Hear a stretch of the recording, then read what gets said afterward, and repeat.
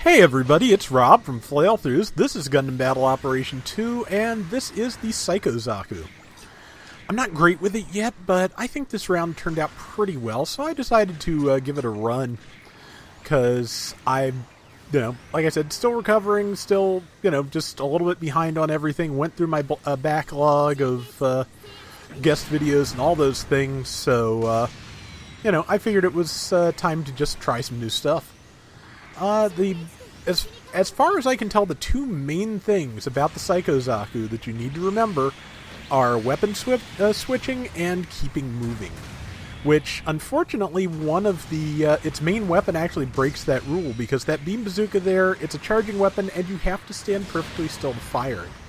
I think it's the only weapon on the thing which has to be used that way, but that's kind of bad. It's kind of dangerous to do. Fighting a Thunderbolt Gundam right now, which I've got the type advantage because the Psycho Zaku is a general, whereas the Thunderbolt is a raid. It got the drop on me pretty hard, though, and took good advantage of it. Definitely the Thunderbolt player is better at using his machine than I am right now. But also, he has a tiny shred of health, so I just have to hit him with something. I should basically be focusing on the double Zaku machine guns. They do, like, Vulcan-grade damage, basically, but that's all it's going to take if I can line up a shot. My own fault for not realizing that, but tagged him with the Sturmfast and got him, so. And I see that Skure, and I realize that my next trick needs to be getting rid of that. I kind of tend to put myself on anti-Skure duty, because that thing can shred your team if you give it half a chance. So yeah, so if I see the Skure and I have a shot on it, I'm going to take the shot. Because it has tremendous range, does tremendous damage, and, just basically it does the knockdown on you, the downswing equivalent in space of just, sending you tumbling if it hits. So, luckily that high mobility Zaku is busy with the rest of the team. If I'd, switched to a better weapon, I could have killed it a little quicker, but again, weapon switching with this, I'm not 100% really used to it yet. It's difficult. You can kind of watch me fumbling with it here as we wait for some enemies to appear. I was just starting to think during this, well, this is kind of one-sided. I don't even know if that's worth posting. As bad as it is, 3100 to 50. But this is an unlimited room, and that's just basically one, unlucky set of spawns for an enemy team. So now it's just a matter of following up on things. I think, no, I didn't catch anything with that Heat Hawk, so now it's time for me to move, because I'm pretty sure the Thunderbolt's got me in its sights. I know something does, yep, Thunderbolt, but it got distracted by something else closer to it, and that's frankly fine. I started charging this shot, and I was too far away. And, I wasn't too far away. There was a shot I took like that recently where, I thought I was going to make it, but then the person didn't, veer a little closer to me the way I expected, so it was interesting.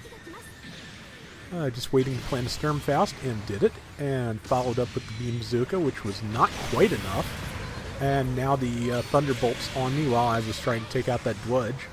But the rest of the team got the Dwudge, and I think the rest of the team, doesn't quite bail me out, but that guy who was attacking me is not going to live very long, I don't think.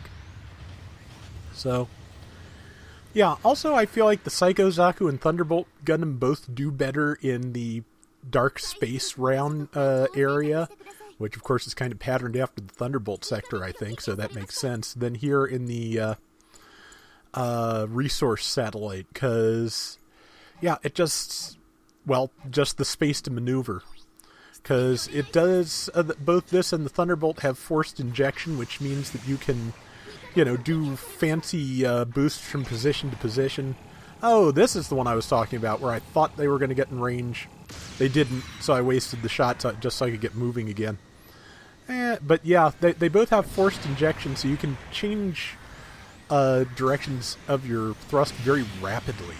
And managed to tag the top of that guy's head, managed to follow up the downswing with the Beam Bazooka. That was verging on competence right there. That was not bad. But yeah, I like this thing. I just am not good with it. But yeah, you can, it's an always keep moving mobile suit. the Thunderbolt Gundam even more so because it's a raid type and those get fragile. But this even has a double dodge roll, but as with most anything that has a double dodge roll, if you've used like as much as a quarter of your gauge, it's not going to do you any good. We're still winning 2-1, but you know, I figured I'm facing some interesting challenges, so why not? And got the assist from the host of the room who said hi to me, so you know, always good to see somebody I know. And or in some cases, somebody who knows me. So, you know, that sounds weird, but you know, I don't obviously know the names of everybody who watches me. That would be impossible at this point, sadly. But if you're watching, I do appreciate it, and thank you. And I'm trying to get some health back without being out of action too long. We've still got a solid lead, so I could let it go, but I left it to about here. And usually I just give it until... I kind of just pivot the camera when I come back from something like that until I clear 10,000 most of the time, if I'm close to 10,000. Just a habit you get into. And now looking for a place to plant Sturmfasts, followed by beams. Or just beams. My aim was off with the beams. My inertia kind of throws me on some of these, because you do, of course, you know... You do keep... It's space. You do keep your momentum more than you do when you're moving on the ground. In a sense, it's kind of like everything has Dom-like tendencies, and I'm not good with those entirely. But, let's see, that guy, number one, is trying to fight that one thing, and I'm just trying to find my way around to it, figure out where it is, and by the time I did that, unfortunately, I think he got killed. Now, again, it's just a matter of finding where to plant the shot. And that looked good, but wasn't. I'm directly over this person's head, which, not terrible. It's easier for me to get a shot on them from this angle, I think, than the other way around. I'm not sure if that actually landed or not. Considering they're not spinning, I don't think it did. But I only need one more shot to finish them. And beams. Nope, but I got one of their shields. That is... fighting a Thunderbolt Gundam for you, and one of my other teammates managed to take it out, so that's fine. 30-some seconds left, and yeah, still kind of a rout, but this is probably the only reason I did so well with the Psycho Zaku, because it was kind of a one-sided deal, because, yeah, like I said, I need practice with it, and it's very much not my usual style, which is a little bit more methodical and, you know, sloppy. You can't really be sloppy with this. You have to know exactly what it is you want to do and be doing it. But at this point, I was just firing weapons because there's so little time left. I may as well just, you know, fire everything and hope I get a chance. They managed to kill it before I launched my tackle, which was my last resort there. But yeah, it was a decent round. It was a nice thing to see, you know, to get a win in this, which I've maybe done once before, but not much. And yeah, so that is going to do it for today's Gundam Battle Operation 2. We'll be back tomorrow with more, so till next time, everybody take care and have fun. Later!